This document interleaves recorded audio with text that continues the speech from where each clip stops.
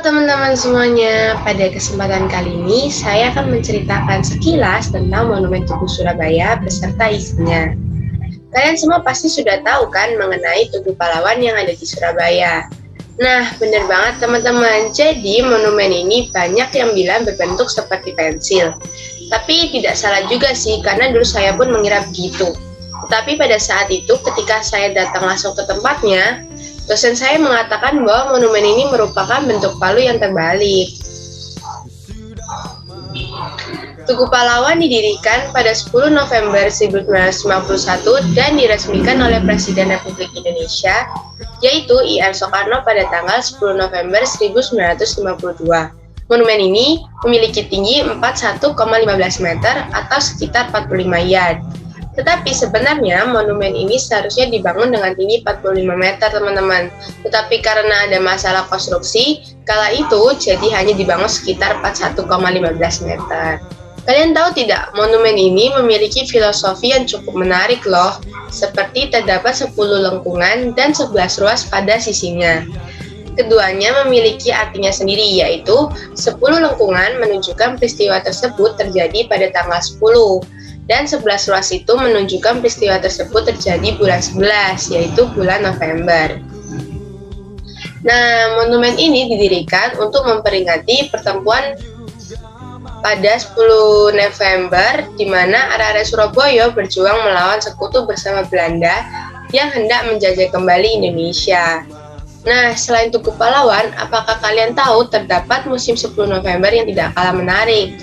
Ya, sangat benar. Ketika kita memasuki Tugu Pahlawan, di sana terdapat juga museum yang mengkilas kembali kenangan tentang pertempuran 10 November. Tidak hanya itu, ketika kita memasuki museum tersebut, kita akan diperlihatkan dengan patung. Patung tersebut adalah patung yang menggambarkan semangat para pejuang melawan penjajah. Nah, kalian bisa lihat nih teman-teman, waktu kalian masuk, kalian akan melihat patung ini.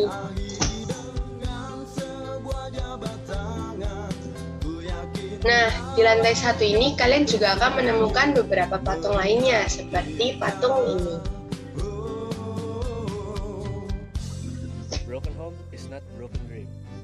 Berikut merupakan patung para pejuang yang menceritakan tentang zona Surabaya pada masa proklamasi.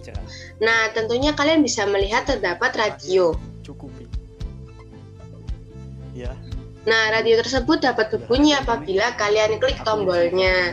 Radio tersebut menceritakan tentang para pimpinan Jepang yang berusaha keras mencegah tersebarnya berita proklamasi. Namun, para pemburu berita media massa tidak kekurangan akal, teman-teman. Sehingga mereka menyebarkan berita proklamasi dengan cara melakukan penyamaran teks proklamasi, yaitu menggunakan bahasa daerah yang sulit dimengerti oleh Jepang, seperti ditulis dalam bahasa Jawa dan Madura. Bisa kalian lihat bahwa tulisan tersebut berisi pidato Bung Tomo ketika menyemangati arek-arek Surabaya. Jadi ketika kalian masuk dan di sini merupakan isi pidato dari Bung Tomo. Nah, selain itu, jika kita ke samping kiri, di sana terdapat beberapa miniatur yang menggambarkan proses suasana pertempuran 10 November, teman-teman. Nah, kemudian kita akan naik ke lantai 2. Nah, tepat di atas patung para pahlawan tersebut terdapat lukisan yang menggambarkan beberapa tokoh proklamator dalam bentuk piramida. Berikut merupakan gambar dari senjata yang digunakan oleh arek-arek Surabaya. Nah, berikut ini merupakan beberapa cuplikan foto yang menceritakan tentang perjuangan pada pertempuran 10 November 1945. Tidak hanya itu, terdapat cerita kapal yang membombardir Surabaya dari laut. Terdapat cerita pasukan Inggris yang memasuki kampung-kampung. Adapun juga foto peristiwa perobekan bendera Belanda di Hotel Orange Yamato pada 19 September 1945 dan foto heroik lainnya. Nah, tidak kalah keren, di lantai 2 ini ada ruangan yang namanya diorama, teman-teman. Nah, ruangan diorama sendiri merupakan suatu ruangan 3 dimensi yang menggambarkan suatu pemandangan atau suatu adegan yang terjadi. Nah, ketika kita sudah selesai memasuki museum tersebut, kita akan melewati 3 patung yang dinamakan makam pahlawan tidak dikenal. Berikut merupakan gambar dari pahlawan yang tidak dikenal. Nah, 3 patung tersebut memiliki artinya masing-masing, yaitu pejuang yang menunjukkan sikap tetap tegak, bertahan, dan pejuang gugur dengan senjatanya untuk kemerdekaan. Nah, sepertinya sangat menarik sekali bukan isi dari Tugu Pahlawan ini? Nah, buat teman-teman semua yang di Surabaya yang belum pernah ke sini, kalian coba deh pergi ke sini. Tempat ini tidak hanya tempatnya yang bagus, kalian juga bisa menghargai pahlawan yang telah gugur karena memperjuangkan hak Indonesia.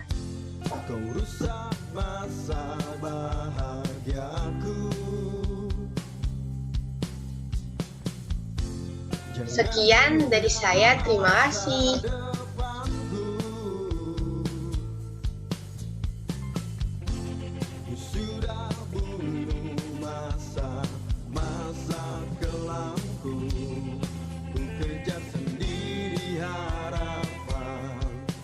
Bersinar di hari depan.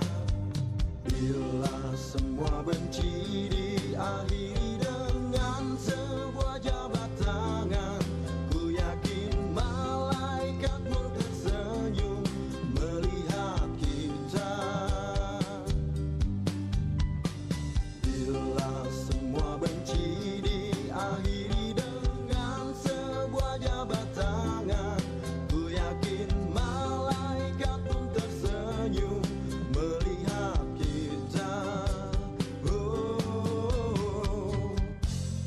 broken home is not broken dream.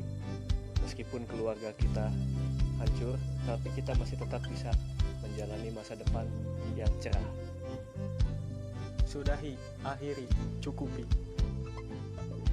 Ya, Bu, udahannya berantemnya.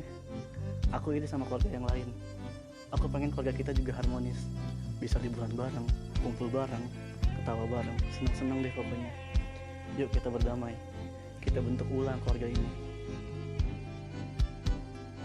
Bila semua benci diakhiri dengan sebuah jabat tangan, ku yakin